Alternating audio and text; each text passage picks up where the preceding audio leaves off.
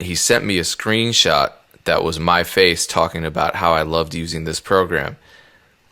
I'm like, I've never used this program, doesn't even exist. What they had done is they had taken a photo from Magic's website, and I do use Magic software. They took that and just changed the name to Musex Pro, which is a fake company.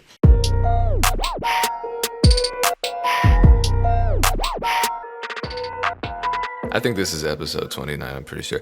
What's going down? It's DJ Payne 1 on the Music Entrepreneur Club podcast. I'm joined by Dame Ritter.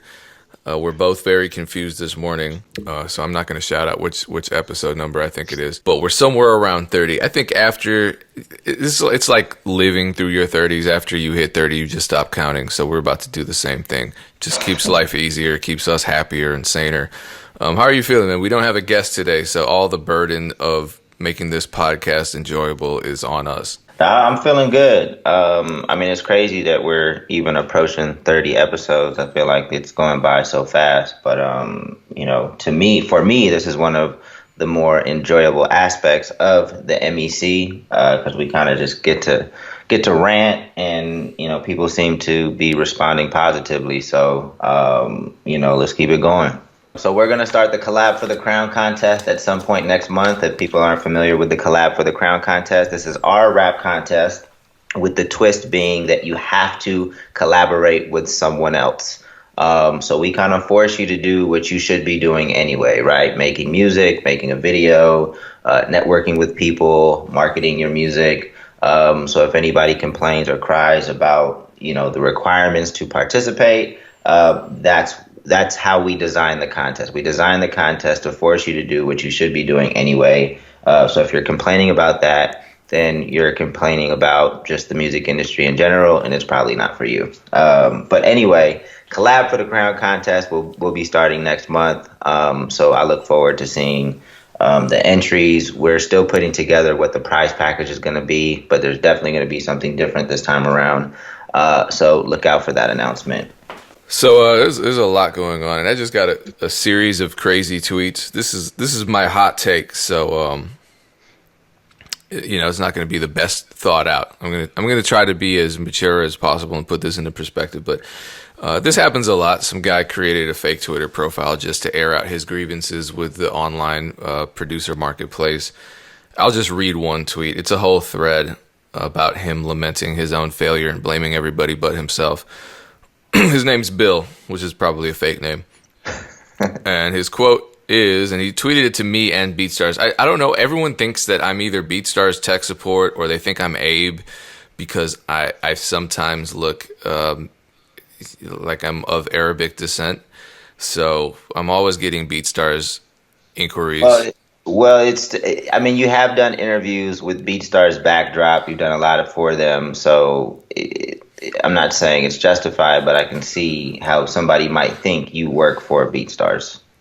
This is just your way of saying that you look like Abe, but in my defense, people get you and me confused, and these are your actual friends who have known you for over a decade. So, my friend? Who's to say? Yeah, remember we were at your friend's house, the surgical tech dude in, not surgical tech, he was a transplant surgeon. Yeah. He was a transplant surgeon. I don't know anything about medicine. He was a transplant surgeon, and he had another friend that you had known from your college days. And I walked downstairs, and he looked at me and was like, "Hey, Dame, what?" Oh. Yeah, so that cat hadn't known me for 10 years. That was a friend of a friend. But, if you just glance, I could, we're about... Well, you're a little shorter than me, but we're about the same size. Like he had to say that, of course. Both have short hair. I have, my hair's going away, but low haircuts. It is what it is. Yeah, we're like the what's your ethnicity all-star lineup. Basically, that's what it is. Right. Depending on who I'm with, racially ambiguous. So it's.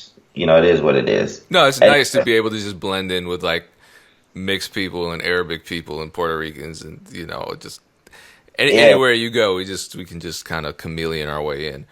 Yeah, especially when you travel internationally. If I don't say anything, people can't assume that I'm the dumb American or the loud dumb American. So that's a benefit. But anyway, let's get back on track. Oh yeah, no, this tweet. So the tweet reads: "Selling beats is super dead, super dead, super dead, super dead. YouTube mega oversaturated. If you buy views or likes, you're still not going to get discovered since the algorithm changed. There's 10,000 plus producers with subs and views ahead of you. Good luck." You know, That did artists stop making music?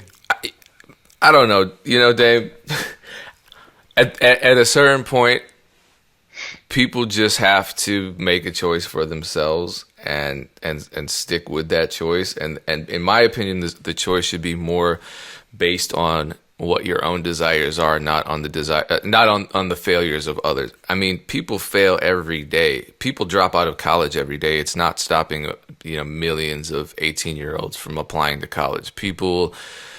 No, virtually nobody makes the MBA. I mean, really, how many of us have childhood friends who are playing in the NBA right now? Very few, virtually nobody. I mean, the likelihood is very low. People still playing basketball. It's not like people just quit doing it. So I don't know. That's why I feel like we shouldn't even, give these idiots any attention, because it's like it definitely is a competitive space, right? To be in music is very competitive. A lot of people want to do it. So the more people to drop out, a little less competition you have. So you can kind of celebrate these idiots, spreading this propaganda, because it's lowering a little bit the competition that you have, with other producers and artists. So I really don't. It does, and I don't want to talk to the quote idiots unquote. Your words, not mine. But I do want to talk to the people who are, looking at my content. Because if you're looking at my content, you're a real weirdo if you're looking at a video that I titled "Beat Marketing Techniques" with the attitude that marketing beats is impossible. It doesn't. Why would you? So I'm not talking to you, but the people that are trying and want to try and are passionate about this stuff. My role is not going to be to discourage you. I'm not going to tell you anything's dead. I'm not, because it's not true. I mean, I'm making a living doing it, so I can't lie to you, but I'm also not going to lie to you and say it's easy. I've never said it's easy, and I'm never going to say it's something that's a guarantee. It's absolutely not. Like Dame says, it's a competitive landscape.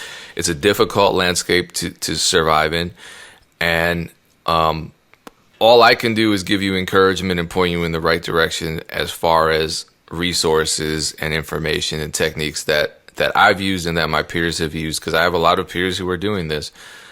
And a lot of it just has to do with changing your perspective. Honestly, I think the people that fail, as evidence in this tweet, they have this perception that they're going to get discovered. They put all their eggs in one basket. In his case, it's YouTube. If YouTube is dead, then that just means that the entire market is dead, which is a really ignorant stance to take. So just keep things into perspective, and look at the ones who are succeeding, and look at the information out there from authoritative sources. Don't look at the people who failed as the litmus test for what's possible, and don't look at the people who failed as resources for those of you who are being successful. At this point, I'm kind of thinking that even looking at people who failed and learning from their mistakes isn't even a good idea, because the people who failed 9 out of 10 times won't even acknowledge that they made a mistake. Right. Yeah, I mean, you really just need to get smarter, right? And that's just across the board. That's even outside of music. I mean, shit, look at the president we have. It's because people just aren't reading. They're not using their common sense. I mean, when it comes to beats, BeatStars seems to be celebrating some type of milestone like every month. And that's the platform where people are buying beats. So somebody's selling them. BeatStars isn't a fake company. There are people that work for BeatStars. There are people that Abe employs, and that is how, he's feeding his family. So where is this money going? I mean, if we're at a point where you're not even believing that you can make a living selling beats, please don't even listen to this podcast. I'm just going to tell you, right, like if you're not even there yet, like don't join the Music Entrepreneur Club, because I'm at a point where I'm just kind of fed up. It's like, look, I'm not talking to the people that I have to convince that you can make a living in music. It's difficult, yes, but if we're still at the point where we have to convince you that that it can be a reality, it's not for you. It just simply isn't for you, and I don't want to waste my time with these people. That's where I'm at with it, Payne. I'm fed up with some of these cats. Like, Yeah, I mean, I think we're on the same page. So I had something super crazy happen, and it has to do with a Static Selector and Wiz Khalifa record that, damn, I already gave it away. Now I can't walk this one back. Anyway, okay, so there's a record. It's a good story. It's a happy story. It has to do with a continuation of our conversation with Adam Friedman about communication. I mean, your point was that in a lot of cases when producers get frustrated with a rapper or a label or label staff or any kind of business person, oftentimes it's due to them not communicating, them not reaching out, them not following up. So basically, I think people are familiar with the story of, maybe they're not, I don't know. There was an interview with Static Selector about this Wiz Khalifa record that they couldn't clear the sample for.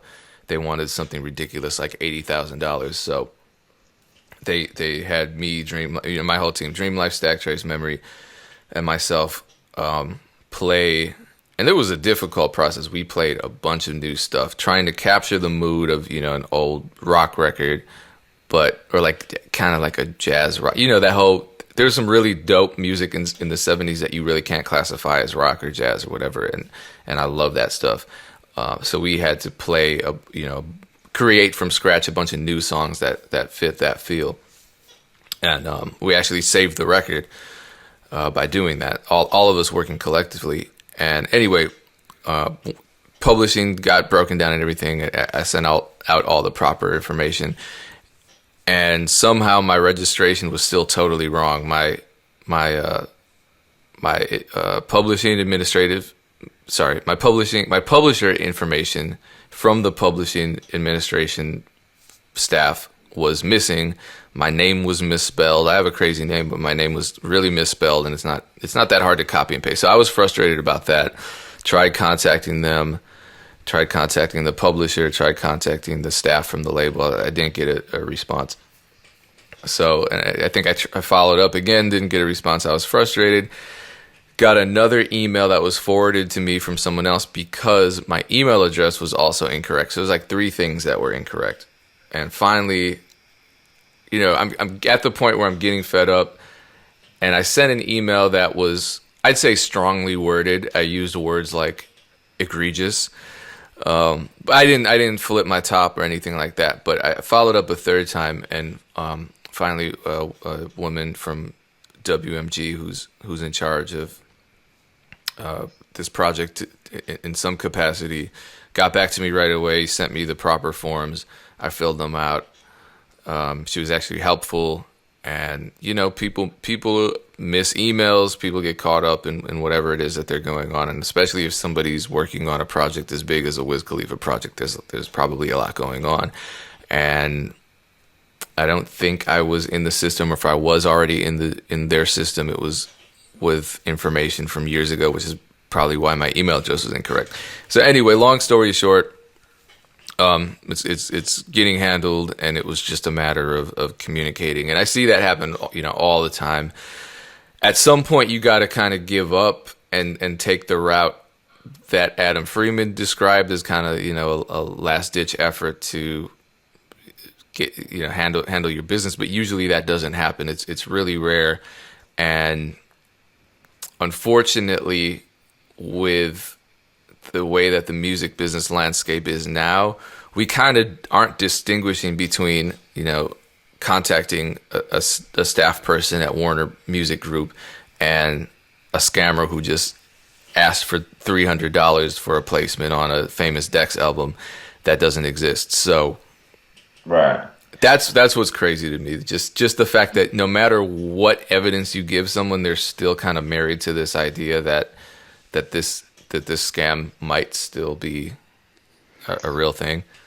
Yeah. No, I mean, I understand that we operate in a very skeptical industry, but just understand, especially when dealing with labels or dealing with anybody, like you never know why people don't get back to you, so we start making assumptions of why, right? And because it's the music industry, we start making negative assumptions. But, if you do take a step back and maybe look from the label's perspective, not saying this is okay, but, they're working with many artists. Many songs need to be handled and registered. A lot of these people can be overwhelmed. Somebody can be on medical leave, somebody can be on maternity leave, somebody could have dropped the ball when passing one project off to another. Like anything can happen. So you want to just, keep your composure, be a professional. This is a lot of the stuff that I used to handle because, it seems like you don't have a manager right now paying, I'm assuming? You don't, right? No, no. Yeah. So, this is a lot of why a manager earns. This is one of the many things that a manager potentially can do for you. And it's very time consuming. I've sent probably hundreds of thousands of emails, over the past couple of years, just corresponding with people about different things. But at the end of the day, you don't know why people aren't getting back to you. So, continue to keep your composure, your professionalism, and just follow up, until somebody just like ridiculously disrespects you, or, something crazy goes on, like don't fly off the handle. But I'm glad it worked out. It sounds like when's the record coming out? Oh, it's been out. Oh, okay, been out. Dope. Well, yeah. So I think this is how most stories end. Yeah. We just hear about it when it goes like super left. And if it's going super left, it might not be the fault of one party. Right.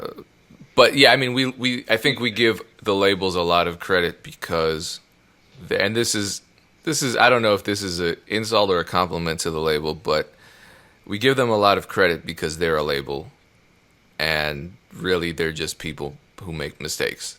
Yeah, and a lot of times, like, the inside of these companies can be as fucked up as like, the little mom and pop store on the corner. Like, just because they're household names doesn't mean they have their shit together. Matter of fact, kind of unrelated but related to it, I used to be a consultant, a management consultant, so I used to work with like Fortune 500 companies.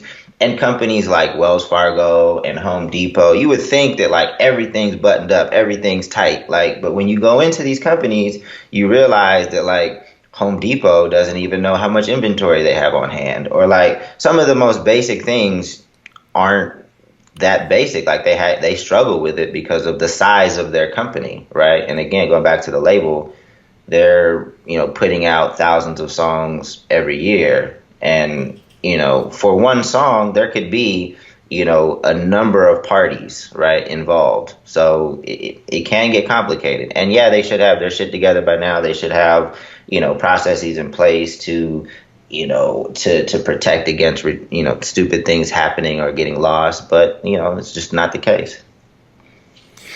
Yeah. Well, I have another crazy story, but I'll save that for the end. It's short. It's crazy. Well, I have a number of like small things to talk about, but primarily it's just I want to talk about how dope our live MEC sessions have been recently. So over the past couple weeks, we've had Felicia Ross join us, who's an independent singer who does really well. She's probably got 300 and something thousand followers on Instagram. But her main thing is live shows. So she's been making music professionally. She's been a professional artist for like 15 years. And then like 10 years before that was just like, just learning the craft. So she's been in music for over 20 years. And she told me that the reason that a lot of people want to work with her, yes, she's talented. Yes, she has stuff going for her. But she said the reason that people want to work with her is because she really understands the business. And when people work with her, whether it's a producer or whoever, they know that what they're creating together is going to have a release. It's gonna get out. You know, she's very serious about the business side. So in terms of taking care of the people that she's worked, kind of going back to what you're talking about, just making sure the paperwork's in order. So to me, I thought that was a really strong comment. And it's a really dope session overall. She said a lot of really cool things. But just for the people on our podcast, like, it's super important to develop a reputation, and develop the knowledge to be able to take care of your business, because that's going to be another reason why people want to work with you, because people assume you're serious. They know that what they're working on is going to get out. There's going to be a plan behind it, and everybody's going to win as you grow. So I thought, I mean, she said a number of things that I thought was super dope. That's one of them. I think another thing was just talking about how she now she's in demand. Like, I think she's always somewhere exotic, because her brand is, she makes world music. She speaks 2 or 3 different languages, one of which is French. So she has like a very strong French audience. And matter of fact, she has like a whole team just in France. So she has like a manager, but just in France, and that handles like all of her French stuff. And in France, like, she appears on the television and stuff. She's much more visible and popular in France than even in the U.S. Yeah, no, you need that because the way that the media in France operates is really different from the way it operates in the United States. Yeah. It was just dope because the way she said, like, she has a very positive outlook on everything. We talked about, her experience being a woman and an independent artist, and how that differs, and, just expectations on her appearance, how she handles things. Like, it was just a super dope. So even if you join the MEC today, that session, you'll still have access to it. You can watch it. And I've posted a couple clips already, and I'll continue to post a few more clips on our Instagram page. But it was dope. She's college educated. She graduated from University of Miami. So, we talked about, that decision and whether it was a good or bad decision for her. And I posted that one on the Instagram page already, and people have chimed in. A lot of people think that, college is a waste of time. I think it can be a waste of time if you don't really have like a strategy, and you don't really squeeze as much juice as you can out of that experience. Well, actually, what are your thoughts on that, Payne? College, like, for independent artists, just generally, how do you feel about it? I think one major thing that a lot of people overlook is the fact that college is a huge network of people. And with those people come resources. Some of the resources are readily available. I mean, the school I went to has a committee that decides, who's performing on campus.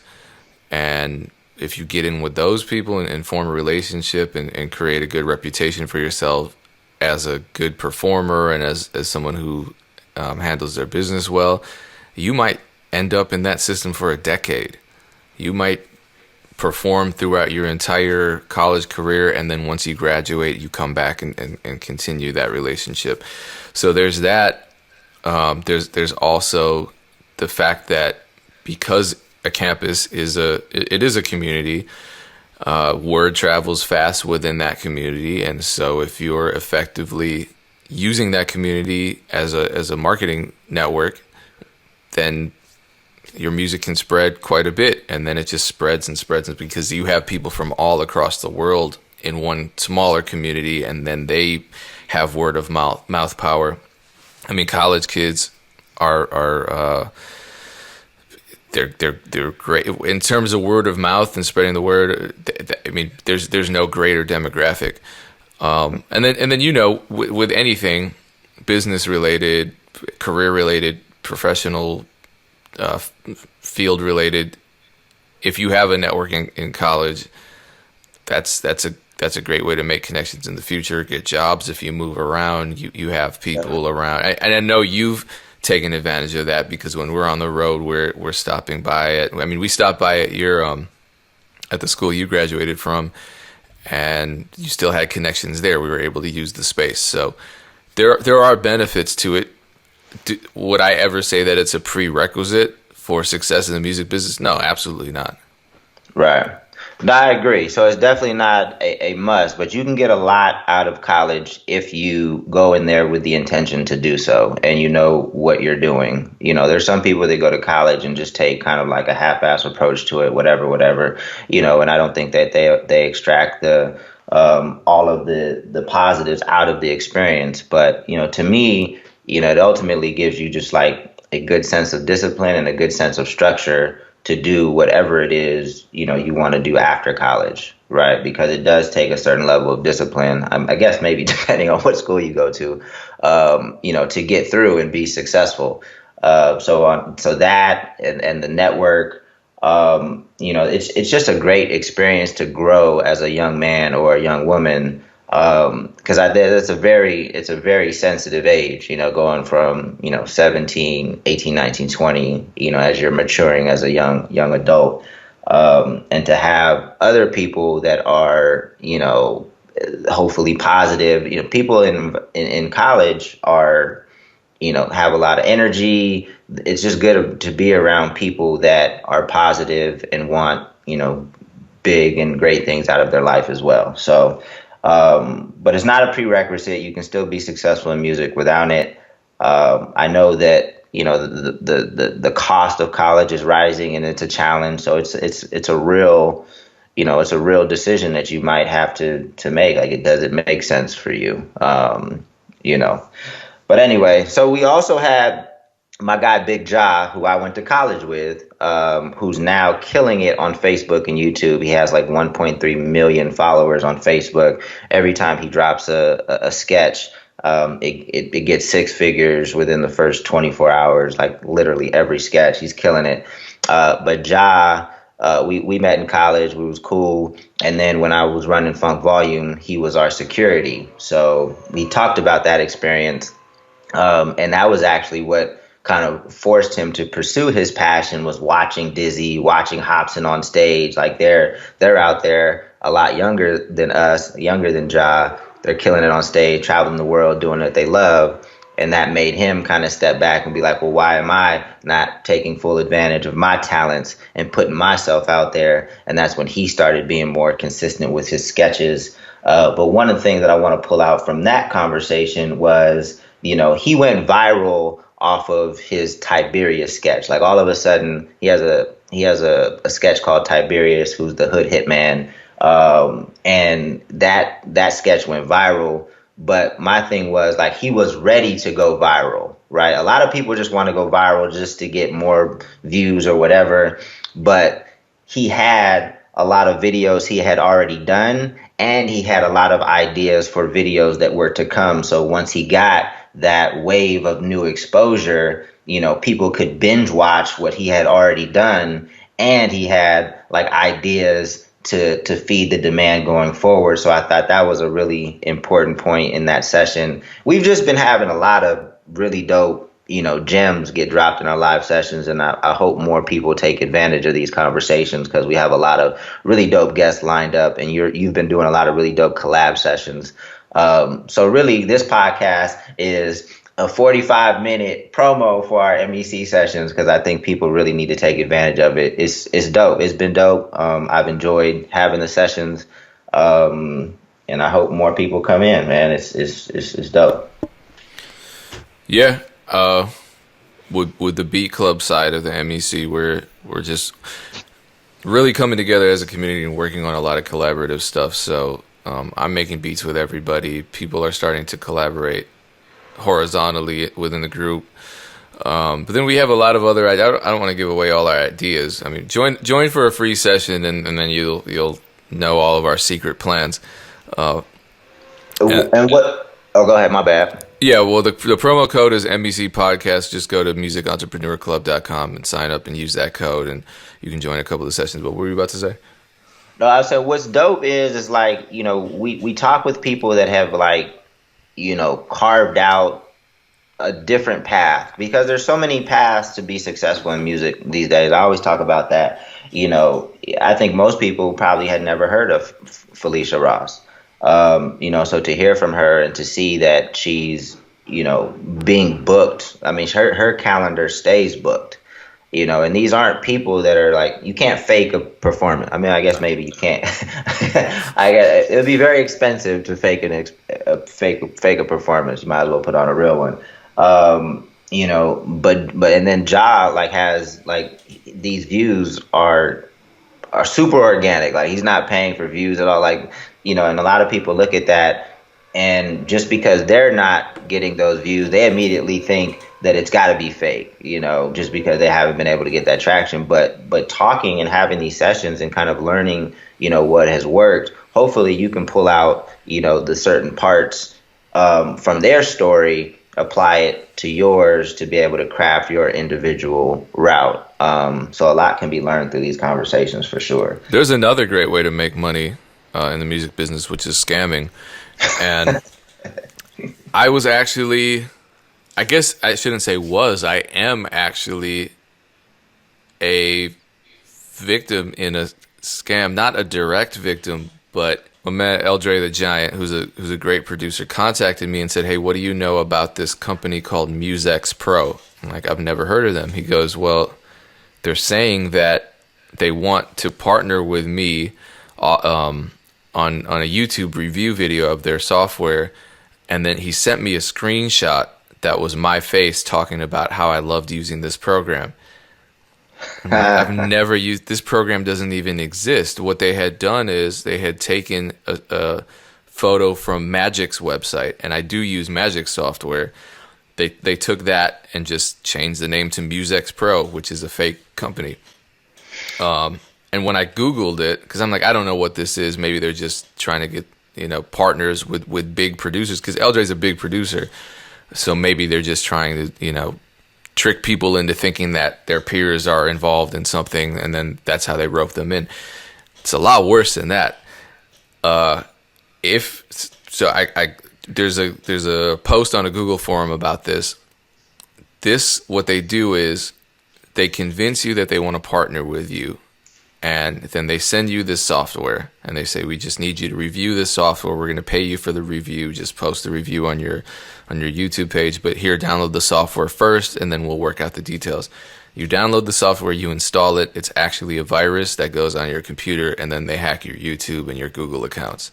So, it's serious. And if it feels like producers are being targeted by scams more than anybody, I tend to agree, because it seems like there's a new one popping up every day, and it's not just rappers scamming producers out of beats on PayPal and hacking their PayPal account. It's not just people pretending to be label staff trying to charge them for placements. It's not just other producers who are in desperate need of money who portray themselves to be super connected, then ask for $500 for collabs that are guaranteed to get on an album. It's not just that. It's even now entire software companies' websites being stolen to target producers for fake partnerships and then hacking their accounts. So this is it's getting deep, and I think with the number of producers who are starting out every day, it's like the scammers see a gold mine of potential victims. And the internet is it's the weapon used against you as a producer, and it's the weapon you use against those who are trying to victimize you. So what I mean is,